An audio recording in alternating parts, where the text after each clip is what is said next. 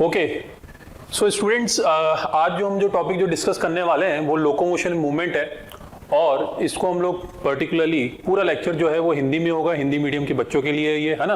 तो यहाँ पे बेटा जो भी आपके जो डाउट्स हैं वो सारे के सारे हम लोग क्लियर करते जाएंगे, साथ के साथ एनसीईआरटी जो है वो पूरी कवर करेंगे लाइन बाय लाइन हम लोग, और आपका जो मॉड्यूल है मॉड्यूल भी कंप्लीट उसमें कवर होगा, उसमें क्वेश्चंस भी सारे के सारे कवर होंगे, ठीक है। और ये जो टॉपिक है बेटा, ये टॉपिक तो मेरा तो फेवरेट है और मैं चाहूंगा आपका भी इसको मैं फेवरेट बना दूं। जो भी इससे एक या दो क्वेश्चन आते हैं, क्योंकि फिजियोलॉजी का चैप्टर है बेटा, है ना, तो एक या दो क्वेश्चन जो भी आता है इससे, क्योंकि अभी जैसे इस ईयर की बात करें हम लोग 2020 की, तो एक क्वेश्चन आया बेटा स्केलेटल सिस्टम से। अब आप बोलेंगे कि सर ये स्केलेटल सिस्टम से अगर एक क्वेश्चन आया तो इतना ज्यादा इंपॉर्टेंट नहीं है, बट आप भी जानते हैं बेटा एक एक क्वेश्चन और 4-4 मार्क्स, और मैं तो बोल रहा हूं कि 1 मार्क्स से भी है ना पर्टिकुलरली हमारा जो कट ऑफ है वो हो जाता है क्लियर या रह जाता है। तो इसलिए हम लोगों को हर जो टॉपिक है वो इंपॉर्टेंट होना चाहिए, और जब ऐसा इजी टॉपिक मिल जाए तो क्यों हम लोग इसको छोड़ेंगे, है ना। तो हम लोग बेटा इसके ऊपर पूरा मैं लाइन बाय लाइन बिल्कुल एनसीईआरटी चलाऊंगा आपके लिए, क्योंकि एनसीईआरटी से बाहर क्वेश्चन आ ही नहीं रहा है। आपने देखा 2019 में बेटा जरूर 2 क्वेश्चन आए थे, इस साल एक क्वेश्चन आया 2020 में, 2021 में हम लोग एक्सपेक्ट कर सकते हैं वापस से 2 क्वेश्चन आ जाए या एक क्वेश्चन आ जाए, उससे हमको कोई दिक्कत नहीं है। हम लोग क्या करेंगे, पूरा चैप्टर अच्छे से समझेंगे और हर तरह के क्वेश्चन लगाएंगे। इसी में मैं आपको डीपीपी भी दूंगा बेटा, और इसका आपका जो टेस्ट होगा, जो रेगुलर ना मेजर टेस्ट होते हैं वो भी इसका होगा, है ना। तो हम लोग बेटा इसको स्टार्ट करने से पहले मैं छोटा सा अपना इंट्रोडक्शन दे देता हूं। मेरा नाम बेटा सार्थक मौर्य है और मैं सर्वोत्तम से पिछले 3 साल से जुड़ा हुआ हूं, और उससे पिछले ना भी मैंने डिफरेंट कोचिंग्स में पढ़ा रखा है। और जो हमारा एक्सपीरियंस है वो ये कहता है कि जो अभी जो चैप्टर्स हैं वो हम लोग एनसीईआरटी बेस्ड चला रहे हैं बिल्कुल ही, क्योंकि पेपर का जो पैटर्न है वो एनसीईआरटी बेस्ड चल रहा है। तो हम लोग ना एक कदम आगे जाएंगे ना एक कदम पीछे रहेंगे, बिल्कुल एनसीईआरटी पैटर्न पे हम लोग चलेंगे, ठीक है। तो बेटा ये जो चैप्टर है इसका नाम है बेटा लोकोमोशन एंड मूवमेंट, और इसको बेटा हम लोग हिंदी में गमन एवं संचलन भी कहते हैं, है ना। तो आपको दोनों ही चीजें समझ आनी चाहिए। मैं आपको इधर हिंदी के साथ साथ इंग्लिश के वर्ड्स भी यूज करूंगा और आप धीरे धीरे कंफर्टेबल हो जाएंगे, उसके लिए आप बिल्कुल निश्चित रहिए, है ना। तो बेटा लोकोमोशन एंड मूवमेंट, सिंपल सी बात करें हम लोग कि है ना, इसमें हम लोग पढ़ने क्या वाले हैं बेटा, इसमें हम लोग पूरा पूरा जो मसल्स है बेटा, आपका मस्कुलर सिस्टम जो है, जो पेशियों की बात करेंगे वो हम लोग इसमें पढ़ेंगे। जैसे कि आप ये डायग्राम में देख रहे हैं मेरे फ्रंट इमेज में कि यहाँ पे बेटा जो मसल्स है ये सारे के सारे हमारा जो बॉडी है वो इस मसल से बना हुआ है। अभी हम लोग इसको ही 3 टाइप में डिवाइड करेंगे कि हमारे बॉडी में स्केलेटल मसल्स होती है बेटा, और स्मूथ मसल्स होती है, और कार्डियक मसल होती है। 3 टाइप की मसल्स होती है, तो वो हम लोग डिस्कस करेंगे। तो ये जो है आपका लोकोमोशन एंड मूवमेंट का मतलब क्या होता है, सबसे पहले वो मैं आपको समझाने जा रहा हूं। तो देखते हैं बेटा, देखिए बेटा संचलन मतलब कि मूवमेंट। तो मूवमेंट क्या है बेटा, मूवमेंट जो है एक पर्टिकुलरली किसी भी लिविंग ऑर्गेनिज्म का एक सिग्निफिकेंट फीचर है। अगर आप बोल रहे हो कि कोई है ना लिविंग ऑर्गेनिज्म है, कोई लिविंग है, तो उसके अंदर क्या देखने को मिलेगा बेटा, आपको मूवमेंट तो देखने को मिलेगा, मतलब संचलन आपको देखने को मिलेगा। ये बात क्लियर है, ठीक है। दूसरी बात, जो मूवमेंट है बेटा ये शरीर के अंगों का विस्थापन है, मतलब कि डिस्प्लेसमेंट है। तो ये आपको पता होना चाहिए कि मूवमेंट और लोकोमोशन में एक बेसिक डिफरेंस क्या है। अभी मैं आपको लोकोमोशन के बारे में भी बताऊंगा, जो गमन होता है उसके बारे में भी बताऊंगा, बट अभी जो मूवमेंट की बात कर रहे हैं, मूवमेंट का मतलब ये होता है बेटा बॉडी पार्ट्स का डिस्प्लेसमेंट। अभी मैं यहां पे खड़ा हुआ हूं बेटा, मेरा ओवरऑल बॉडी डिस्प्लेस नहीं हो रहा है, बट मेरे बॉडी पार्ट डिस्प्लेस हो रहे हैं। डिस्प्लेसमेंट का मतलब क्या हो गया बेटा, विस्थापन हो गया, मतलब कि वो बॉडी पार्ट्स का डिस्प्लेसमेंट हो रहा है, पूरी कंप्लीट बॉडी का नहीं हो रहा। जब पूरी कंप्लीट बॉडी का डिस्प्लेसमेंट हो जाए, मैं एक पॉइंट से ए पॉइंट से बी पॉइंट पे आ जाऊं, तो वो क्या कहलाएगा बेटा, लोकोमोशन कहलाएगा। तो यहां पे बेटा ये क्या होता है बेटा, विस्थापन होता है, डिस्प्लेसमेंट होता है जस्ट, ठीक है। तो ये बात आपको समझ आ गई है, शरीर के अंगों का विस्थापन है, डिस्प्लेसमेंट है, पहली बात ये होगी। दूसरा जो पॉइंट है इसमें वो ये है कि ये स्वैच्छिक और अनैच्छिक, मतलब कि वॉलंटरी और इनवॉलंटरी दोनों होता है, ठीक है ना। वॉलंटरी और इनवॉलंटरी का मतलब क्या होता है बेटा, स्वैच्छिक का मतलब ये होता है कि मेरे इच्छा के अनुसार, मतलब कि मेरे विल के अकॉर्डिंगली हो रहा है, मेरी मर्जी के अकॉर्डिंगली हो रहा है। जैसे कि बेटा ये देखिए मेरे लिम्स हैं, मतलब कि हाथ है, जो मैं अपनी इच्छा के अनुसार इसको मूव कर पा रहा हूं, ठीक है ना, ये अपने आप मूव नहीं करते। तो ये क्या हो गया बेटा, ऐच्छिक हो गया, मतलब कि स्वैच्छिक हो गया मतलब कि वॉलंटरी हो गया, है ना। अनैच्छिक का मतलब ये होता है कि इनवॉलंटरी। हमारे बॉडी के अंदर कुछ इनवॉलंटरी मूवमेंट्स भी होते रहते हैं जो हमारे कंट्रोल में नहीं है बेटा। जैसे कि मैं आपको बताऊं, हमारे बेटा आईज के अंदर आपने जूनियर क्लासेस में पढ़ा होगा कि आइरिस मसल होती है। कौन सी मसल होती है? आइरिस मसल होती है। तो वो आइरिस मसल क्या होती है? वो इनवॉलंटरी अपना कॉन्ट्रैक्ट होती है और रिलैक्स हो जाती है। उसी की वजह से तो बेटा जो प्यूपिल होता है जिससे लाइट अंदर जाती है, रेटिना के पार पहुंचती है, तो वो आइरिस जो होती है, आइरिस कॉन्ट्रैक्ट होती है, रिलैक्स होती है। उसी की वजह से जो प्यूपिल का साइज है वो बढ़ता है और कम होता है, मतलब वो डायलेट होता है और नैरो होता है। मतलब कि कितनी लाइट इंटेंसिटी जाननी है वो आइरिस मसल के ऊपर डिपेंड करती है।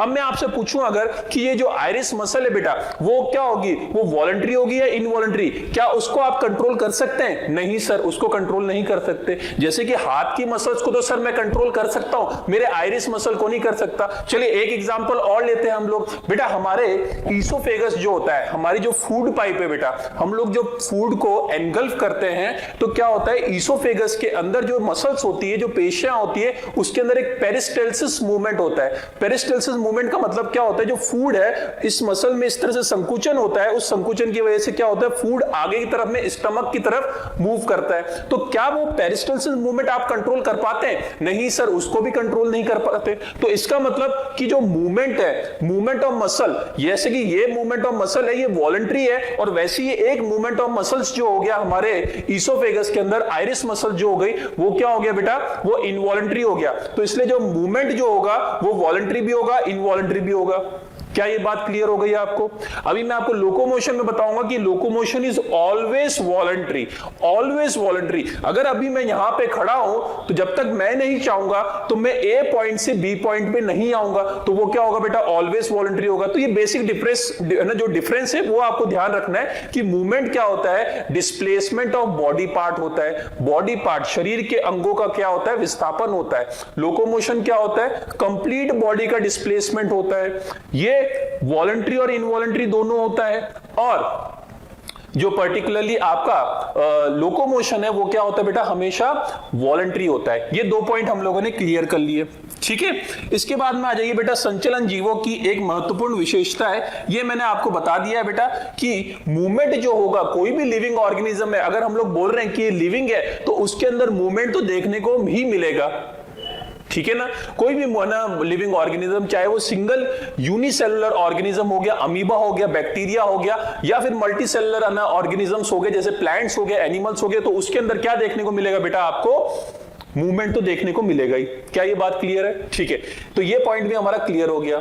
जंतुओं एवं पादपों में अनेकों तरह के संचलन होते हैं, ये बिल्कुल सही बात है बेटा। एनिमल्स और प्लांट्स के अंदर डिफरेंट टाइप ऑफ मूवमेंट्स देखने को मिलते हैं।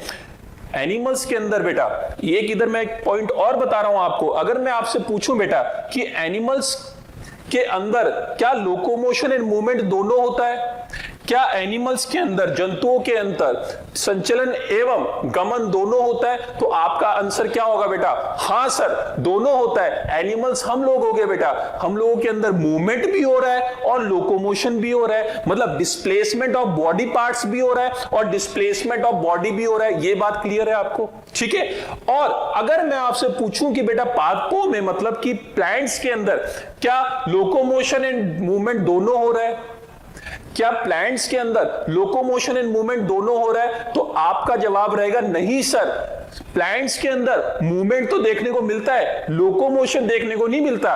कहीं ऐसा नहीं होता कि सर आज मैंने सुबह देखा प्लांट इधर था और मैं शाम तक जब निकला तो प्लांट चल के इधर आ गया, तो क्या उसके अंदर लोकोमोशन होता है? नहीं होता है, मूवमेंट जरूर होता है। जैसे कि सर बेटा सनफ्लावर क्या होता है बेटा? सन की डायरेक्शन में मूव करता है, वो एक तरह का मूवमेंट हो गया। रूट्स जो होता है वो पानी की तरफ, वाटर की तरफ, सॉइल के अंदर मूव करती है, तो वो क्या हो गया? एक तरह का मूवमेंट हो गया। तो इसका मतलब बेटा प्लांट्स के अंदर only movement is seen, not locomotion is seen, whereas animals के अंदर लोकोमोशन एंड मूवमेंट दोनों होता है। क्या ये बात क्लियर होगी बेटा आपको?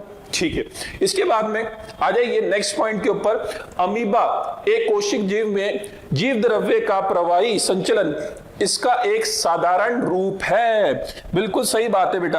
अगर हम लोग बात करें कि एक सिंपलेस्ट टाइप ऑफ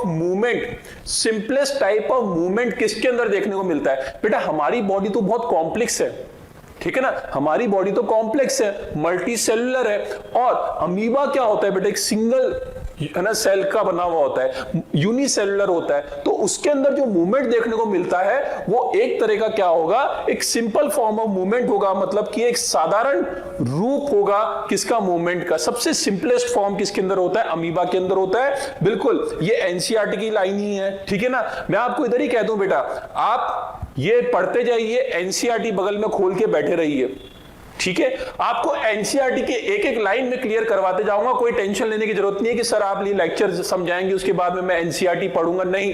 एनसीईआरटी खोल के बैठिए ना साथ के अंदर, और लाइन उसको टिक करते जाइए कि ये सर ने ये समझाया, हाँ इसका मतलब ये, आगे बढ़ते जाइए उसको। एनसीईआरटी कंप्लीट, उसके बाद में मॉड्यूल के क्वेश्चन लगाइए, फ्री हो जाइए। छोटा सा टॉपिक है आपका, एक क्वेश्चन आता है, 4 मार्क्स आप गेन करिए इसमें, ठीक है। तो चलिए आगे बढ़ते हैं हम लोग नेक्स्ट स्लाइड के ऊपर। क्या ये बात समझ आ गई बेटा मूवमेंट के बारे में? चलिए आगे देखते हैं। देखिए बेटा, कई जीव पश्चात, कशाप एंड स्पर्शक द्वारा संचलन दर्शाते हैं, मतलब कि सीलिया के द्वारा, फ्लैजिला के द्वारा और टेंटेकल्स के द्वारा क्या दिखाते हैं, संचलन दर्शाते हैं, मतलब कि मूवमेंट दिखाते हैं उसके, ठीक है। तो बेटा आप सीलिया के बारे में जानते ही हैं। सीलिया कहां प्रेजेंट होता है बेटा, सीलिया जगह जगह प्रेजेंट होता है। जैसे कि फीमेल के अंदर जो फैलोपियन ट्यूब होती है वहां पे सीलिया प्रेजेंट होता है। क्या काम करता है बेटा, जैसे ही एग रिलीज होता है ओवरी से और वो फैलोपियन ट्यूब में जाता है तो सीलिया उसको आगे की तरफ मूव करवाती है और वहां पे पहुंचाती है जहां पे फर्टिलाइजेशन होना है, जहां पे स्पर्म अवेलेबल होगा। तो सीलिया और कहां रहती है कि सर हमारे विंड पाइप के अंदर रहती है, हमारे ट्रैकिया के अंदर रहती है सीलिया, ठीक है।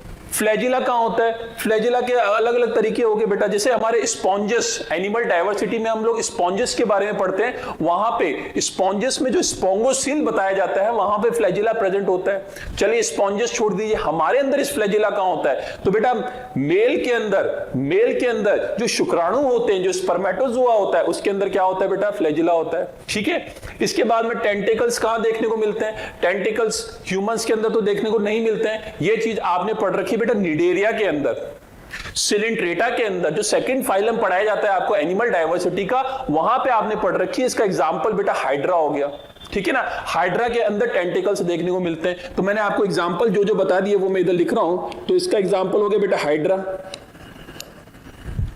ठीक है। फ्लैजिला कहां देखने को मिलता है बेटा, स्पॉन्जेस के अंदर देखने को मिलता है।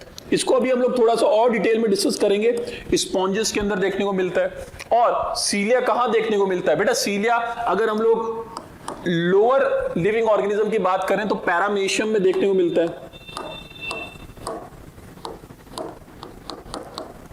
पैरामेशियम में बात करते हैं, है ना। तो ये ह्यूमंस का एग्जांपल नहीं बताया मैंने आपको, ये मैंने आपको लोअर ऑर्गेनिजम्स के बताए हैं। ह्यूमंस के अंदर भी मैंने आपको बता दिया है सीलिया कहां कहां होता है, वो हम लोग आगे और डिस्कस करेंगे, ठीक है। तो ये तरह तरह के मूवमेंट आपको देखने को मिलते हैं। तो कई जीव सीलिया, फ्लैजिला, टेंटिकल्स के द्वारा संचलन दर्शाते हैं, इसके द्वारा वो मूव करते हैं। जैसे पैरामेशियम बेटा पानी के अंदर कैसे स्विम करता है, सीलिया की मदद से करता है। जो स्पॉन्जेस होते हैं, स्पॉन्जेस जो होता है, स्पॉन्जेस के अंदर जो भी न्यूट्रिएंट्स आते हैं बेटा, जो भी उनका खाना आता है या फिर है ना जो भी ऑक्सीजन आता है वो फ्लैजिला के थ्रू आता है। फ्लैजिला मूव करता है, वाटर अंदर आता है, जब भी एक्सचेंज हो पाता है, ठीक है। और टेंटिकल्स, हाइड्रा जो है बेटा टेंटिकल्स की मदद से अपना फूड कैप्चर करता है, ठीक है। इसके बाद में नेक्स्ट लाइन देखते हैं बेटा, मनुष्य अपने पाद, जबड़े, पलक, जीवा आदि गतिशील कर सकता है। मतलब कि ह्यूमंस के अंदर क्या होता है बेटा, हमारे जो पाद हो गए मतलब कि लिम्स हो गए, फोर लिम्स और हाइंड लिम्स, ठीक है। हमारे 2 हाथ और 2 पैर, इसके द्वारा हम लोग क्या कर सकते हैं, मूव कर रहे हैं। अभी मैं मूव ही कर रहा हूं, मैं अपने हैंड्स को मूव कर रहा हूं, ठीक है। हमारे जबड़े है ना, जबड़े भी हमारे मूव करते हैं, चाहे खाते वक्त करे चाहे बोलते वक्त करे, ठीक है। पलक हमारी मूव करती है ना, आईलिड्स बोलते हैं हम लोग, जीवा टंग मूव करती है और ये गतिशील होते हैं, ठीक है ना। इसके अंदर मूवमेंट देखने को मिलता है। तो ये मूवमेंट के मैंने आपको सारे के सारे पॉइंट्स इधर क्लियर कर दिए एनसीईआरटी बेस्ड, ठीक है। आ जाइए बेटा नेक्स्ट, अब लोकोमोशन के बारे में समझते हैं हम लोग कि गमन क्या होता है, ठीक है। तो कुछ संचलनों में स्थान या अवस्थी परिवर्तन होता है। ऐसे ऐच्छिक वॉलंटरी, देखिए मैंने आपको बताया था कि जो वॉलंटरी होते हैं संचलनों को गमन कहते हैं, उनको क्या कहते हैं, गमन कहते हैं, ठीक है। मैंने आपको अभी अभी बताया बेटा कि कुछ ऐसे संचलन मतलब कि कुछ ऐसे मूवमेंट जिसके अंदर स्थान या अवस्थिति परिवर्तन होता है ना। कोई पर्सन अभी कोई ए पॉइंट पे है, ठीक है, तो उसको आप देखते हो कि थोड़े टाइम बाद वो बी पॉइंट पे चला जाता है, तो उसका क्या हो गया, स्थान या अवस्थिति परिवर्तन हो गया है, मतलब कि उसका डिस्प्लेसमेंट हो गया, उसका कंप्लीट बॉडी का डिस्प्लेसमेंट हो गया है, तो उसको हम लोग क्या बोलते हैं बेटा, लोकोमोशन बोलते हैं, ठीक है ना। इसलिए तो मैं आपको बोल रहा था कि plants do not show locomotion but animals show both movement and locomotion. क्या ये बात क्लियर हुई आपको? ठीक है, तो ये वाला पॉइंट हमारा क्लियर हो गया। तो ऐसे ऐच्छिक वॉलंटरी संचलनों को, ऐच्छिक मतलब कि हमेशा ध्यान रखिए लोकोमोशन क्या होगा, हमेशा वॉलंटरी होगा, हमेशा वॉलंटरी होगा जब तक मैं इधर से मूव करके इधर ना आना चाहूं, जब तक, ठीक है ना, लोकोमोशन नहीं होगा, है ना। तो जब तक हम लोग क्या करेंगे, वो लोकोमोशन नहीं होगा, तो ऐच्छिक वॉलंटरी संचलन को क्या कहते हैं हम लोग, गमन कहते हैं, ठीक है ना। इसके बाद में जैसे कि आप देखते हैं बेटा, टहलना, दौड़ना, चढ़ना, उड़ना, तैरना आदि, ठीक है ना, गमन या संचलन के ही कुछ रूप हैं, ठीक है, गमन और संचलन के ही कुछ रूप हैं। तो ये एग्जाम्पल्स हो गए बेटा हमारे, है ना, ये एग्जाम्पल्स हो गए लोकोमोशन के। अब यहां पे मैं आपको एक चीज पूछ रहा हूं बेटा, ये लास्ट लाइन हम लोग उसके बाद ही समझेंगे। यहां पे मैं आपको एक चीज पूछ रहा हूं बेटा, अभी मैं आपको एक एग्जांपल दे रहा हूं बेटा कि मान लीजिए कि मैं यहां पे खड़ा हुआ हूं और मेरे लिम्स मूव कर रहे हैं, मतलब कि मेरे हाथ मूव कर रहे हैं, तो बेटा इसको आप क्या कहोगे, इसको मूवमेंट कहोगे या लोकोमोशन कहोगे? सोचिए, मैं इधर खड़ा हुआ हूं और मेरे बॉडी पार्ट्स का डिस्प्लेसमेंट हो रहा है, तो इसको क्या कहेंगे बेटा, मूवमेंट कहेंगे, लोकोमोशन कहेंगे? बिल्कुल 100% आप में से हर बच्चा सही सोच रहा है कि सर अभी आपने जो बताया उसके अकॉर्डिंग तो आप अभी मूव कर रहे हो, ये तो मूवमेंट है। क्या इसको लोकोमोशन कहेंगे? नहीं सर, इसको लोकोमोशन क्यों कहेंगे? क्योंकि आप एक ही जगह पे खड़े हुए अपने बॉडी पार्ट्स मूव कर रहे हो, तो ये मूवमेंट ही होगा, ठीक है। अब मैं आपसे वापस एक क्वेश्चन पूछ रहा हूं बेटा, अगर मान लीजिए ये कोई पॉइंट है ए, तो मैं इस ए पॉइंट से इधर बी पॉइंट पे आया और वापस से बी पॉइंट से ए पॉइंट पे गया, तो क्या इसमें लोकोमोशन हुआ? क्या इसमें लोकोमोशन हुआ? यस सर, लोकोमोशन तो हुआ। आपने बताया कि अगर डिस्प्लेसमेंट ऑफ कंप्लीट बॉडी हो जाएगा तो वो लोकोमोशन है, तो लोकोमोशन हुआ। अब मैं यहां पे क्वेश्चन पूछ रहा हूं, यहां पे बच्चे कई बार गलती कर देते हैं, तो जब क्या लोकोमोशन जब हुआ तो क्या उस टाइम पे मूवमेंट भी हुआ क्या नहीं हुआ? वापस से रिपीट करता हूं, मैं जब ए पॉइंट से बी पॉइंट पे आया, वापस से बी पॉइंट से ए पॉइंट पे आया, तो इस टाइम पे क्या लोकोमोशन हुआ? यस सर, लोकोमोशन हुआ। क्या इस टाइम पे मूवमेंट भी हुआ कि नहीं हुआ? यस, तो आप लोग सब सही सोच रहे हैं कि यस सर, लोकोमोशन तो हुआ बट मूवमेंट भी तो हो रहा है, आपके बॉडी पार्ट्स भी तो मूव कर रहे हैं, आप चल रहे हो तो आपके पैर हिल रहे हैं, आपके हाथ हिल रहे हैं, आपके शोल्डर हिल रहे हैं, तो ये तो क्या हुआ बेटा, ये मूवमेंट भी हुआ। तो क्या मैं ये बोल सकता हूं कि जब जब लोकोमोशन होता है, जब जब मूवमेंट तो होगा ही होगा? बिल्कुल सही, जब जब लोकोमोशन होता है, जब जब मूवमेंट तो होगा ही होगा। बट जब मूवमेंट हो रहा है, आप एक जगह पे खड़े हुए हो, बॉडी पार्ट्स हिल रहे हैं, जब मूवमेंट हो रहा है तो कोई जरूरी नहीं जब लोकोमोशन होगा ही होगा। वापिस रिपीट करता हूं, मैं बोल रहा हूं कि जब जब लोकोमोशन होता है, जब जब मूवमेंट होता ही होता है। क्या ये बात सही है? यस सर, सही है ये। क्या जब मूवमेंट होता है, आप एक जगह पे खड़े हुए हो, तो क्या इस टाइम पे लोकोमोशन होना जरूरी है? नहीं सर, कोई जरूरी नहीं है, आपका तो मूवमेंट ही हो रहा है, कहां लोकोमोशन हो रहा है? तो यहां से एक लाइन निकल के आ जाती है बेटा, पहले मैं आपको इंग्लिश में स्टेटमेंट बता देता हूं कि all locomotion are movement, all locomotions are movement, मतलब जब जब लोकोमोशन हो रहा है, जब जब मूवमेंट हो ही रहा है। But not all movement are locomotion, जब मूवमेंट होगा तो कोई जरूरी नहीं लोकोमोशन होगा। अगर मैं एक जगह पे खड़े होकर बॉडी पार्ट्स को मूव कर रहा हूं तो कोई जरूरी नहीं इस टाइम पे क्या हो रहा है, लोकोमोशन हो रहा है। बट हां, ये जरूर है कि जब मैं लोकोमोशन कर रहा हूं तो उस टाइम पे मूवमेंट हो रहा है। देखिए, एक लाइन का स्टेटमेंट है बट मैंने 5 मिनट जरूर ले लिया आपको समझाने के लिए, क्योंकि ये करेक्ट और इनकरेक्ट स्टेटमेट में आ गया तो हमारा ये क्वेश्चन गलत नहीं होना चाहिए, 100% सही होना चाहिए, क्योंकि ये आपका एक इंपॉर्टेंट पॉइंट हो जाता है बेटा। इसको स्टार मार्क कर लेंगे, एनसीईआरटी के अंदर भी इसको अंडरलाइन कर लीजिए, ठीक है। देखेंगे स्टेटमेंट क्या है बेटा, सभी संचलन मतलब कि लोकोमोशन गति होते हैं, सभी लोकोमोशन क्या होते हैं, मूवमेंट होते हैं। सभी का मतलब all locomotion are movement, but लेकिन सभी गति मतलब सभी मूवमेंट क्या, चलन नहीं होते हैं। सभी मूवमेंट चलन नहीं होते हैं। सभी मूवमेंट मतलब कि all movement are not locomotion. क्या ये बात क्लियर हो गई बेटा? एक बार वापस से देखते हैं मैंने क्या समझाया। मैंने पहले लिया एग्जांपल कि बेटा मैं एक जगह पे खड़ा हूं, मेरे बॉडी पार्ट्स मूव कर रहे हैं, मेरे आईलिड मूव कर रहा है, मेरी जॉ जो है ना, जबड़ा जो है वो मूव कर रहा है। तो ये क्या बेटा लोकोमोशन होगा? आपने कहा नहीं सर ये तो मूवमेंट होगा, खत्म कहानी। दूसरा मैंने आपको एग्जांपल दिया कि बेटा मैं जब एक पॉइंट से दूसरे पॉइंट पे मूव कर रहा हूं तो ये मेरे बॉडी पार्ट्स का डिस्प्लेसमेंट हो रहा है, तो क्या ये लोकोमोशन होगा? आपने कहा सर बिल्कुल 100% लोकोमोशन होगा। फिर मैंने क्वेश्चन पूछा क्या ये मूवमेंट भी होगा? आपने कहा हाँ सर मूवमेंट भी तो होगा। आपके पैर जब तक हिलेंगे नहीं, हाथ हिलेंगे नहीं, तो आप चलोगे कैसे? तो ये मूवमेंट भी होगा। तो वहां से मैंने एक स्टेटमेंट निकाल के आपको दिया और आपको पूछा क्या ये सही है कि नहीं है, कि all locomotion are movement but not all movement are locomotion. क्या ये स्टेटमेंट सही है बेटा? बिल्कुल सही है। तो ये करेक्ट और इनकरेक्ट क्वेश्चंस के अंदर आप देखेंगे, मॉड्यूल सॉल्व करेंगे तो वहां पे गलती नहीं करेंगे। अब आपको ये क्लियर हो गया, ठीक है ना? तो ये वाला पॉइंट हमारा क्लियर हो गया। चलिए आगे देखते हैं।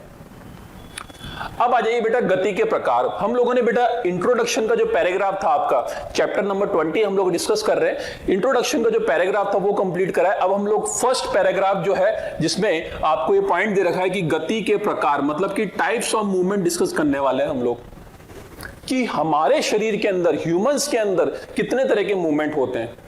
ठीक है, तो ये एक इंपॉर्टेंट है, समझेंगे इसको बेटा, कि मानव शरीर की कोशिकाएं मुख्यतः 3 प्रकार की गति दर्शाती है। कितने प्रकार की बेटा? 3 प्रकार की गति दर्शाती है। कितने प्रकार की? 3 प्रकार की, मतलब 3 टाइप्स ऑफ मूवमेंट बताते हैं हम लोग इधर। ठीक है, जिसके अंदर पहला जो मूवमेंट हम लोग बताते हैं उसको हम लोग बोलते हैं अमोइबॉइड मूवमेंट। जैसे कि अमीबा के अंदर जो मूवमेंट होता है वैसा ही मूवमेंट हमारे शरीर के अंदर, कोशिकाओं के अंदर, सेल्स के अंदर भी मूवमेंट देखने को मिलता है, वो हम लोग डिस्कस करेंगे। दूसरा मूवमेंट जो हम लोग बताते हैं सिलियरी मूवमेंट। अभी सीलिया की बात कर रहे थे बेटा हम लोग। पैरामीशियम के अंदर सीलिया होता है, उस सीलिया की मदद से ही वो स्विम करते हैं, तैरते हैं पानी के अंदर। वो सीलिया हमारे शरीर के अंदर भी होता है। जैसे मैंने आपको बताया फीमेल में फैलोपियन ट्यूब में होता है ना, और हम लोग हमारे जो विंड पाइप है, विंड पाइप के अंदर भी होता है, जैसे ट्रैकिया के अंदर होता है।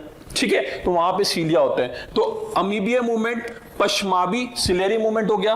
और तीसरा जिसको हम लोग डिटेल में डिस्कस करेंगे, पेशीय और मस्कुलर गति मतलब मस्कुलर मूवमेंट। वापिस से रिपीट करते हैं, 3 टाइप ऑफ मूवमेंट्स देखने को मिलते हैं। 3 टाइप्स ऑफ जो 3 टाइप्स ऑफ जो पर्टिकुलरली मूवमेंट है वो ह्यूमंस के अंदर देखने को मिलते हैं। एक आपका हो गया अमीबिया, जैसे कि अमोइबॉइड मूवमेंट भी बोलते हैं हम लोग। ठीक है, सिलेरी, सीलिया की मदद से, पश्माबी भी बोलते हैं इसको हम लोग, मस्कुलर और पेशीय गति भी हम लोग बोलते हैं। ठीक है, क्या ये बात क्लियर है बेटा आपको? 3 टाइप्स ऑफ मूवमेंट है और इसी को नेक्स्ट पैराग्राफ में एनसीईआरटी में बिल्कुल डिटेल में समझा रखा है, तो वो हम लोग देखते हैं। आइए देखिए बेटा, सबसे पहला पॉइंट है अमीबिया और अमोइबॉइड गति। आप में से हर बच्चा बेटा जूनियर क्लासेस में 9th ले लीजिए, 10th ले लीजिए, 7th 8th क्लास ले लीजिए, हम लोग एक यूनिसेलुलर ऑर्गेनिज्म की बात करते हैं बेटा, जिसको हम लोग क्या बोलते हैं बेटा? अमीबा बोलते हैं। ठीक है, यूनिसेलुलर ऑर्गेनिज्म होता है अमीबा, है ना। और इस अमीबा के बारे में हम लोग ये जानते हैं कि सर ये जो अमीबा होता है, ये अमीबा बिल्कुल इर्रेगुलर इसकी शेप होती है, इस तरह से होता है ये। ठीक है, इर्रेगुलर शेप होती है इसकी, है ना। इसका अंदर मान लीजिए न्यूक्लियस बना लीजिए और दूसरे इसके ऑर्गेनल्स बना लीजिए। अमीबा हो गया, ये यूनिसेलुलर ऑर्गेनिज्म हो गया। और अभी हम लोगों ने यही डिस्कस किया था पिछली स्लाइड में कि अमीबा के अंदर बेटा सिंपलेस्ट फॉर्म ऑफ मूवमेंट देखने को मिलता है, क्योंकि सबसे यूनिसेलुलर ऑर्गेनिज्म यही है, सिंपल का। ठीक है, आइए आगे देखते हैं हम लोग। तो अमीबा के अंदर क्या होता है बेटा? ये क्रिया जीव द्रव्य की प्रवाही गति द्वारा कुक्कुट पाद मतलब कि सूडोपोडिया बनाकर की जाती है। जैसे कि आपने डायग्राम देखा बेटा, डायग्राम के अंदर हम लोग जानते हैं कुछ फॉल्स अपेंडेजेस बनते हैं बेटा।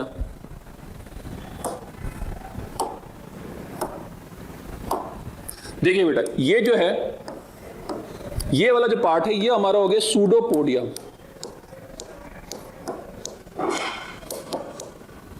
ठीक है, सूडोपोडिया। सूडोपोडिया का मतलब होता है फॉल्स अपेंडेजेस। बेटा इंग्लिश का वर्ड है, समझिए इसको ढंग से। सूडो का मतलब हो गया फॉल्स। फॉल्स मतलब कि जो एक्चुअल नहीं है। हमारे पास में एक्चुअल अपेंडेजेस है, मतलब हाथ और पांव, है ना, इसके पास में नहीं है। पोडिया का मतलब होता है अपेंडेजेस।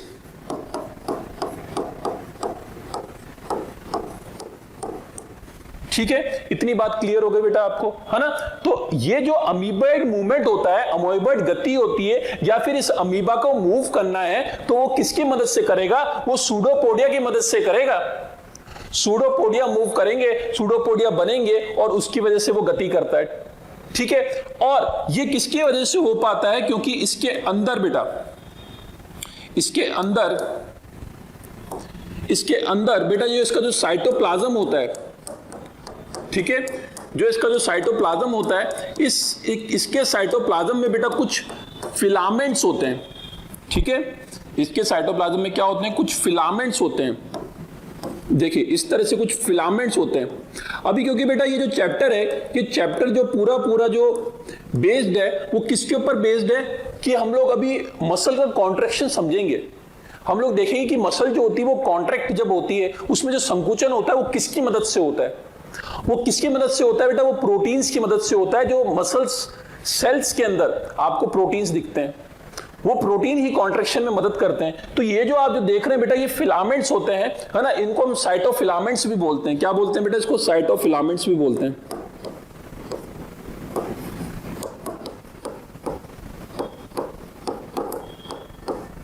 ठीक है, किससे बने हुए होते हैं साइटोफिलामेंट्स? बेटा प्रोटीन से बने हुए होते हैं।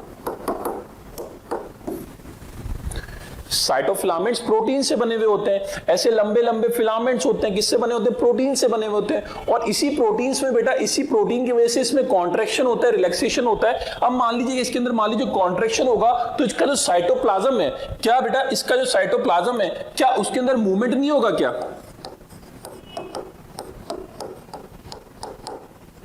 ठीक है, इसका जो साइटोप्लाज्म है उसके अंदर क्या मूवमेंट नहीं होगा? क्या होगा? डेफिनेटली साइटोप्लाज्म में मूवमेंट होगा, है ना। तो साइटोप्लाज्म में मूवमेंट होगा किसकी मदद से? साइटोफिलामेंट्स की मदद से। और उसकी वजह से सूडोपोडिया बनेंगे, और सूडोपोडिया की वजह से क्या होगा? ये इसके अंदर गति देखने को मिलेगी, मूवमेंट देखने को मिलेगा। और इस तरह की गति को हम लोग क्या बोलते हैं बेटा? अमोइबॉइड गति बोलते हैं, अमीबीय गति बोलते हैं हम लोग। ठीक है, अब हमारे शरीर के अंदर इस तरह का अमोइबॉइड मूवमेंट कहां देखने को मिलता है? क्योंकि अमीबा तो बेटा एक लिविंग ऑर्गेनिज्म हो गया, हमारे शरीर के अंदर अमीबा के जैसा मूवमेंट कहां देखने को मिलता है? तो जब हम लोग बात करते हैं तो बेटा यहां पे मैक्रोफेजेस, महाभक्षकाणु और श्वेताणु मतलब कि ल्यूकोसाइट्स। बिल्कुल, दोनों वर्ड आपको ध्यान रखने हैं कि इंग्लिश में इसको मैक्रोफेजेस और ल्यूकोसाइट्स बोलते हैं, और महाभक्षकाणु और श्वेताणु मतलब ल्यूकोसाइट्स के अंदर देखने को मिलता है। तो बेटा ये दोनों है क्या? तो सर इसको तो हम लोगों ने पढ़ रखा है कि ये WBCs होते हैं, व्हाइट ब्लड सेल्स होते हैं। हमारे ब्लड के अंदर बेटा 3 तरह की कोशिकाएं देखने को मिलती है, RBCs, WBCs, प्लेटलेट्स। तो WBCs के अंदर एग्जांपल्स हो गए बेटा मैक्रोफेजेस एंड ल्यूकोसाइट्स। और WBCs ही क्या करते हैं? इस तरह का मूवमेंट करते हैं, अमोइबॉइड गति करते हैं।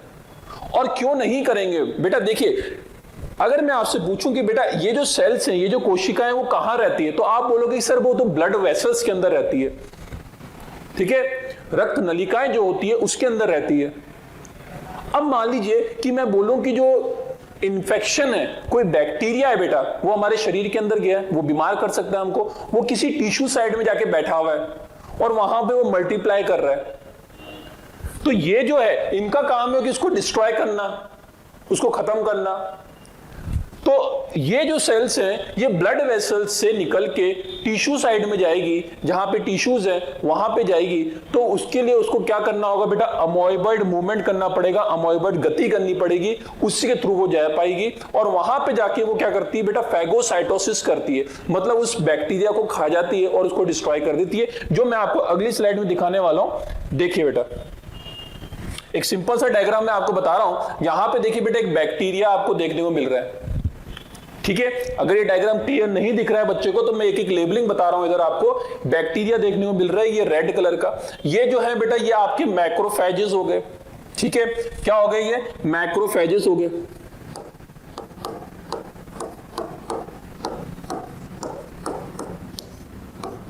ठीक है। मैक्रोफेजेस क्या करते हैं बेटा, एक प्रॉपर्टी करते हैं, इसको बोलते हैं फैगोसाइटोसिस। वापिस से रिपीट कर रहा हूं, इस प्रॉपर्टी को बोलते हैं फैगोसाइटोसिस। बैक्टीरिया ने इसको एनगल्फ करा, मतलब अंदर की तरफ में लिया लाइसोसोम। बेटा लाइसोसोम के अंदर क्या होते हैं, डाइजेस्टिव एंजाइम होते हैं। ये लाइसोसोम ने इस बैक्टीरिया को डिस्ट्रॉय करा और उसके बाद में इसको डिस्ट्रॉय करके बाहर फेंक दिया एक सॉल्युबल डेब्रिस के फॉर्म में, जो भी रिमेनिंग एक्सक्रीटरी वेस्ट है उसकी फॉर्म में इसको बाहर फेंक दिया।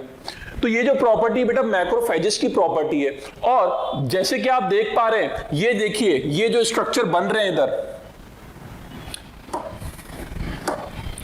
ये जो स्ट्रक्चर बना है बेटा ये वाला, तो ये क्या आपको ये सूडोपोडिया जैसा नहीं लग रहा बेटा? सूडोपोडिया जैसा लग रहा है ना? तो इसलिए बोला जाता है कि मैक्रोफेजेस के अंदर अमोइबॉइड मूवमेंट होता है। अमीबा की तरह ये मूव करके इस बैक्टीरिया को एनगल्फ करके इसको डिस्ट्रॉय करने की एबिलिटी रखते हैं ये, ठीक है ना। अब ऐसे ही आपको एक बहुत ही 3D डायग्राम में आपको दिखा रहा हूं। ये जैसे कि आप देखिए कि ये वाला बैक्टीरिया हो गया बेटा, ठीक है, और ये हमारे मैक्रोफेजेस हो गए। और कैसे देखिए इसको सूडोपोडिया बना के, है ना, सूडोपोडिया जैसे स्ट्रक्चर बना के, सूडोपोडिया लाइक स्ट्रक्चर बना के, सूडोपोडिया लाइक स्ट्रक्चर बना के बैक्टीरिया को एनगल्फ करके इसको डिस्ट्रॉय कर रहा है। तो आपसे क्वेश्चन क्या पूछा जाएगा इधर, वो काम की बात करते हैं। आपसे पूछा जाएगा कि अमोइबॉइड मूवमेंट और अमीबीय गति किसके अंदर देखने को मिलती है? तो आपको पता होना चाहिए कि बेटा मैक्रोफेजेस के अंदर देखने को मिलती है और ल्यूकोसाइट के अंदर देखने को मिलती है। उसका रीजन मैंने बता दिया कि उसका काम क्या है। वो काम ये है बेटा, अगर वो सूडोपोडिया नहीं बनाएगा तो वो कैसे बैक्टीरिया को डिस्ट्रॉय करेगा, बैक्टीरिया को कैसे एनगल्फ करेगा, उसको कैसे खाएगा, ठीक है। यहां पे भी देखिए, आ जाइए बेटा सेकंड टाइप ऑफ मूवमेंट के अंदर, जिसको हम लोग पश्चमाभी भी बोलते हैं और सिलेरी गति भी बोलते हैं हम लोग, और सिलेरी मूवमेंट भी बोलते हैं हम लोग। सीलिया की मदद से होता है ये, ठीक है। अब देखिए हमारे अधिकांश नलिकार अंगों में, नलिकार अंग मतलब कि जहां पे नलिकाएं होती है ना, ट्यूब्स जहां पे होती है, वहां पे पश्चाप उभक्ति में अस्तारित होते हैं, पश्चाप गति होती है, मतलब कि वहां पे क्या होते हैं, सीलिया होते हैं। तो जैसे कि मैंने आपको बताया कि ट्रैकिया के अंदर, कहां पे बेटा, श्वास नली के अंदर, ट्रैकिया के अंदर, मादा प्रजनन मार्ग के अंदर, फीमेल रिप्रोडक्टिव ट्रैक के अंदर, मतलब कि फैलोपियन ट्यूब के अंदर सीलिया प्रेजेंट होते हैं, ठीक है ना। जैसे कि इसी को हम लोग एक डायग्राम से देखते हैं बेटा, यहां पे देखिए। तो बेटा जो मैं ट्रैकिया की बात कर रहा हूं, ट्रैकिया वाला पार्ट ये है ना, इसको बोलते हैं हम लोग ट्रैकिया।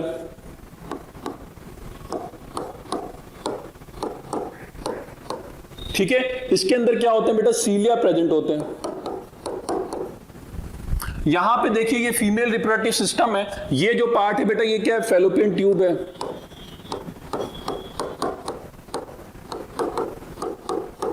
ठीक है, ये क्या है, फैलोपियन ट्यूब है, और इसके अंदर भी क्या रहेंगे, इसके अंदर भी सीलिया रहेंगे।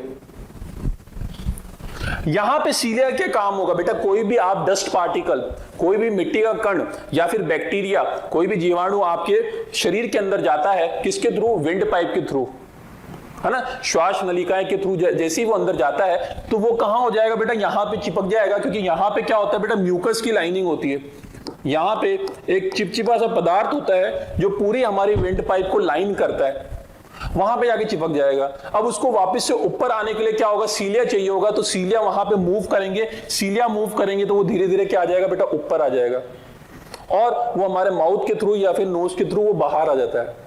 फैलोपियन ट्यूब में क्या होता है बेटा, फैलोपियन ट्यूब में हम लोगों को पता है कि ओव्यूलेशन होने के बाद में, यहां पे एग रिलीज होने के बाद में,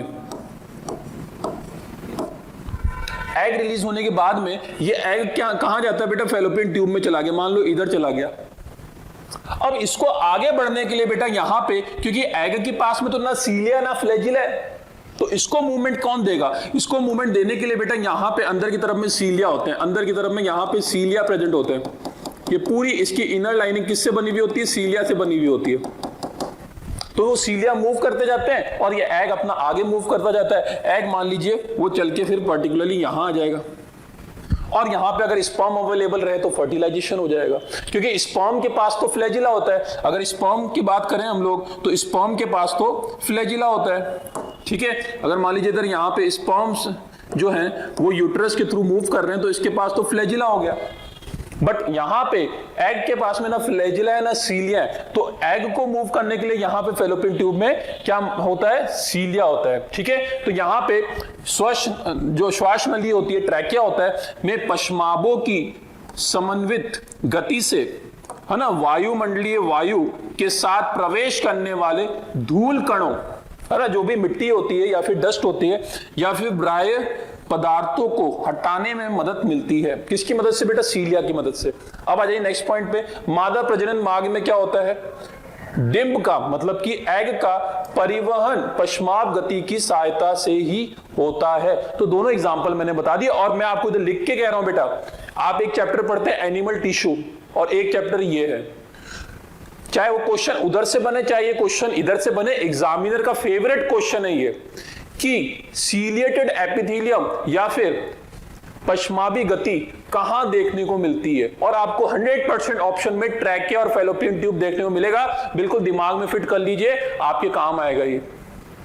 फैलोपियन ट्यूब और ट्रैकिया के अंदर क्या होता है बेटा, पश्माबी गति देखने को मिलती है, सिलेरी मूवमेंट देखने को मिलता है। याद रख लीजिए, जैसे अमोइबॉइड मूवमेंट याद रख लिया आपने कि मैक्रोफेजेस के अंदर देखने को मिलता है और ल्यूकोसाइट के अंदर, वैसे ये भी आपको ध्यान रखना है। दोनों एग्जांपल समझ आए बेटा, मैंने आपको इमेजेस भी दिखाई, इमेजेस के थ्रू भी समझ आए। ये एनसीईआरटी के अंदर हमें नहीं दे रखी है उस चैप्टर में, बट आप रिमेनिंग चैप्टर्स में धीरे धीरे इसको देखेंगे समझेंगे, है ना। यहां पर मैंने हम लोग क्लियर कर लिया। अब आ जाते हैं बेटा पेशीय मस्कुलर गति, और इसको तो हम लोगों को डिटेल में पढ़ना ही है, इसको तो हम लोगों को डिटेल में पढ़ना ही है, क्योंकि हमारा जो भी बेटा मूवमेंट है, लोकोमोशन हो पा रहा है ना, वो सीलिया की मदद से हो पा रहा है। ठीक है ना, मसल्स की बात कर रहे हैं हम लोग, तो ना वो सीलिया की मदद से हो पा रहा है, ना फिर वो अमीबा की मदद से हो पा रहा है। हमारा लोकोमोशन जो हो पा रहा है बेटा, वो मसल्स की मदद से हो पा रहा है। तो मस्कुलर मूवमेंट जो हो गया आपका, यहाँ पे बेटा थोड़ा सा स्पेलिंग मेरे को लग रहा है गलत है, ये वाला पार्ट इधर नहीं होना चाहिए, तो मस्कुलर मूवमेंट, तो पेशीय और मस्कुलर गति हो गई। ठीक है, यहां पे आ जाइए बेटा संकुचन के गुण या फिर कॉन्ट्रेक्टाइल प्रॉपर्टी। मस्कुलर मूवमेंट जो होता है या फिर पेशीय गति जो होती है, वो किसकी मदद से होते हैं, वो संकुचन की वजह से होती है। जो प्रॉपर्टी होती है मसल्स के अंदर प्रॉपर्टी होती है, और किसी सेल्स के अंदर प्रॉपर्टी नहीं होती है। ये किसकी, संकुचन की, कॉन्ट्रैक्ट होने की। मसल्स जो होती है, अभी आपको कोई बोलता है बेटा कि ना ये बाइसेप्स को फ्लेक्स करिए, बाइसेप्स फ्लेक्स करने का मतलब है कि भैया इस तरह से मोड़िए, तो आप देखते हैं कि बाइसेप्स की मसल अभी इतनी चौड़ाई में है, लंबाई में है, और जैसे ही हम लोग उसको फ्लेक्स करते हैं वो छोटी हो जाती है। उसको फोर्सफुली हम लोग शॉर्टन कर देते हैं, मतलब छोटी कर देते हैं, तो वो क्या हो गया बेटा, संकुचन के गुण हो गए, और किसके, मसल्स के, जिसकी वजह से वो छोटी हो पा रही है, कॉन्ट्रैक्ट हो पा रही है। तो ये कॉन्ट्रैक्टाइल प्रॉपर्टी की वजह से आपको मस्कुलर मूवमेंट देखने को मिलता है। क्या ये बात क्लियर हो गई बेटा? जैसे अमोइबॉइड मूवमेंट है ना, जैसे अमीबा के अंदर सूडोपोडिया बनता है, उसकी वजह से देखने को मिलता है। सिलेरी मूवमेंट आपको सीलिया की मदद से देखने को मिलता है। मस्कुलर मूवमेंट किसकी वजह से देखने को मिलता है बेटा? कॉन्ट्रैक्टाइल प्रॉपर्टी जो मसल्स के अंदर होती है उसकी मदद से देखने को मिलता है। क्या ये बात क्लियर है बेटा आपको? चलिए आगे देखते हैं। प्रभावी उपयोग मनुष्य और अधिकांश बहुकोशिकीय जीवों के चलन और अन्य प्रकार की गतियों में होता है। मतलब कि हमारे अंदर जो भी लोकोमोशन हो रहा है बेटा, जो भी मूवमेंट हो रहा है, वो किसकी वजह से हो रहा है? मस्कुलर मूवमेंट हो रहा है हमारे।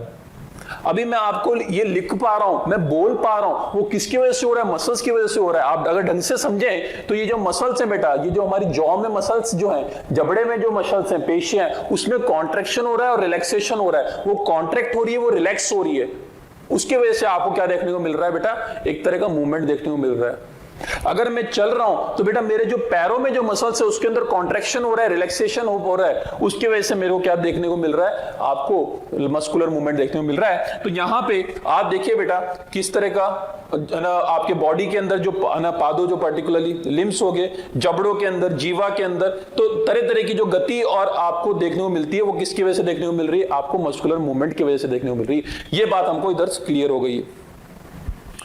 अब आ जाइए बेटा एक कशामिका, मतलब कि फ्लैजुलर मूवमेंट, कशामिका और फ्लैजुलर मूवमेंट मतलब फ्लैजुलर गति की बात कर रहे हैं हम लोग।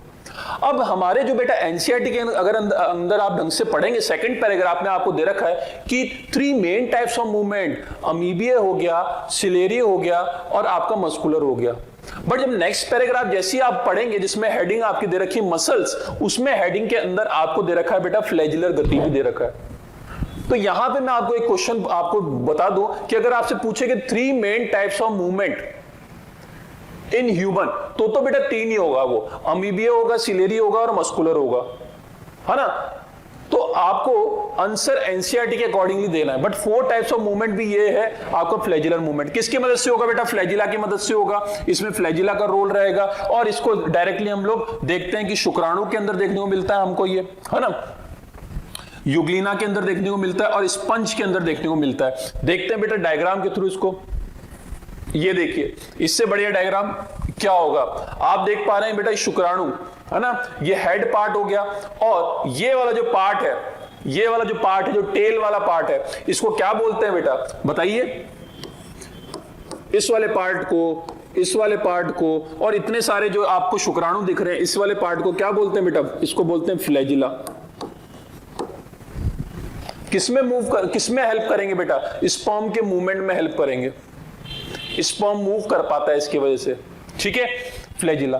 और फ्लैजिला कहां देखने को मिलता है बेटा? स्पॉन्जेस के अंदर। ये अगर डायग्राम आप लोगों को क्लियरली नहीं दिख रहा है तो स्पॉन्जेस बेटा आप एनिमल डाइवर्सिटी में पढ़ते हैं, है ना। तो यहां पे बेटा स्पॉन्जेस का डायग्राम आपको दे रखा है और यहां पे एक डिटेल इमेज बता रखी है जिसके अंदर आपको ये दिखा रखा है कि स्पॉन्जेस के अंदर क्या होते हैं बेटा।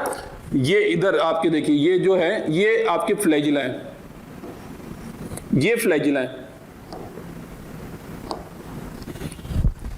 और ये फ्लैजिला क्या करते हैं बेटा? मूव करते हैं। ये फ्लैजिला जब मूव करेंगे तो इधर जो वाटर है वो वाटर भी मूव करेगा और उस वाटर के अंदर जो न्यूट्रिएंट्स है, जो ऑक्सीजन है, डिसॉल्व ऑक्सीजन जो है ना, वो सारी की सारी चीजें मूव करेगी। तो ये आप जो देख रहे हैं बेटा ये स्पॉन्जेस हो गए, ठीक है, ये चीज क्लियर हो गई। सर स्पॉन्जेस में भी फ्लैजिला होता है, ह्यूमंस के अंदर, स्पर्म के अंदर आपको फ्लैजिला मैंने बता दिया। ये आप जो एक डायग्राम देख रहे हैं बेटा ये यूग्लिना का है। थोड़ा लाइट जरूर दिख रहा होगा आपको बट मैं इधर लिख देता हूं यूग्लिना। ये चीज आप, है ना, बायोलॉजिकल क्लासिफिकेशन में पढ़ते हैं। तो यहां पे मेन जो मेरे को आपको बताना है ये फ्लैजिला बताना है बेटा। यूग्लिना भी जो है बेटा फ्लैजिला की मदद से अपना मूवमेंट एंड लोकोमोशन दोनों करता है। ये फ्लैजिला मूव करेगा और इसी की वजह से ये पानी में मूव कर पाएगा। क्या ये बात क्लियर हो गई बेटा? तो क्या मैंने आपको एनसीईआरटी की लाइन बाय लाइन बिल्कुल 2 पैराग्राफ कंप्लीट करवा दिए हैं, जिसमें मैंने अभी आपको ये शुक्राणु को तैरने में मदद करता है और स्पंज के नाल तंत्र में जल संचारण को बनाए रखती है, ठीक है, और यूग्लिना जैसे प्रोटोजोआ में चलन का कार्य करती है। तो मैंने आपको 2 पैराग्राफ बेटा इधर बहुत ही बेहतरीन तरीके से लाइन बाय लाइन चलाएं और डायग्राम के थ्रू आपको चीजें समझाइए मैंने आपको। तो यहां पे आपको कोई टेंशन लेने की जरूरत नहीं है। ये मेरा फर्स्ट लेक्चर था जिसमें मैंने आपको इंट्रोडक्शन बताया है बेटा और मैंने आपको सेकंड जो पैराग्राफ था टाइप्स ऑफ मूवमेंट था ना, 3 तरह की गति होती है वो मैंने आपको बताई। इधर चौथी तरह की गति भी मैंने आपको बताई, फ्लैजिलर मूवमेंट, जो स्पॉन्जेस के अंदर देखने को मिलती है ना, स्पर्म्स के अंदर, है ना, ये जो शुक्राणु है उसके अंदर देखने को मिलती है और यूग्लिना के अंदर देखने को मिलती है। तो आपको टेंशन लेने की जरूरत नहीं है। लेक्चर सुनिए, एनसीईआरटी बगल में रखिए, लाइन बाय लाइन पढ़ते जाइए। जो क्वेश्चन दिखे मॉड्यूल के अंदर जो रिलेटेड है, जो आज के लेक्चर से रिलेटेड है, तो उसको सॉल्व करिए, कोई दिक्कत नहीं है। और जो भी डाउट है बिल्कुल फ्रेंडली होके बिल्कुल आप अपने सर्वोत्तम पोर्टल के ऊपर डालिए, उधर मैं अवेलेबल हूं, आपके हर डाउट का सॉल्यूशन होगा उधर, उसके लिए आप टेंशन मत लीजिए, ठीक है। तो ये आज का लेक्चर हम लोगों ने कंप्लीट करा है। लेक्चर 2 में मैं आपको मसल्स के बारे में बताऊंगा और 3 तरह की पेशियां में बताऊंगा आपको, जिसमें स्केलेटल मसल्स हो जाएगी, कार्डियक मसल्स हो जाएगी और आपकी स्मूथ मसल्स हो जाएगी, ठीक है। तो यहां पे हम लोग खत्म करते हैं बेटा। Thank you so much, have a good day.